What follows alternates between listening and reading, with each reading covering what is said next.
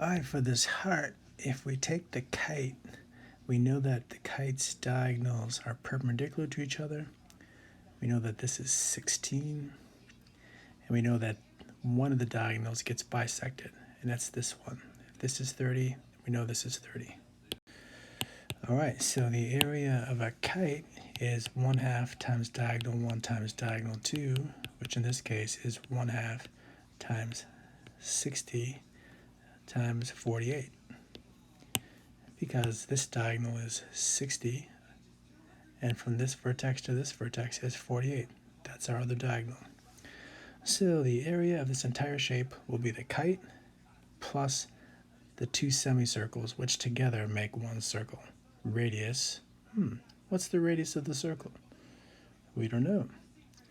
We have this side, which is the diameter of the circle, but we don't know it. But we do know that these are right triangles, so we'll have to use the Pythagorean theorem to find this diagonal, because that's the diameter of our circle. So the square hypotenuse, which we'll call C squared, is equal to the sum of the squares of the legs. And taking the square root of both sides, C is 34.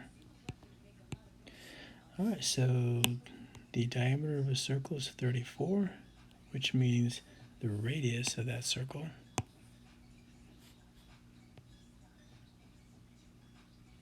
is 17. And so the area of the circle is pi times radius squared, which is 289 times pi. Alright, so the final answer, the area of this composite figure, is the area of the kite plus the area of the two semicircles. Let's add them up and see what we get.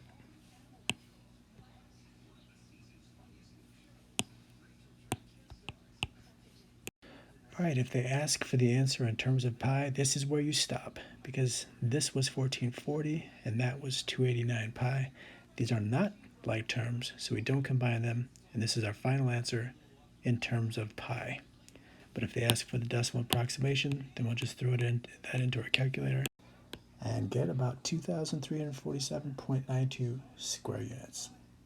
And that's it for this problem. I hope this helped.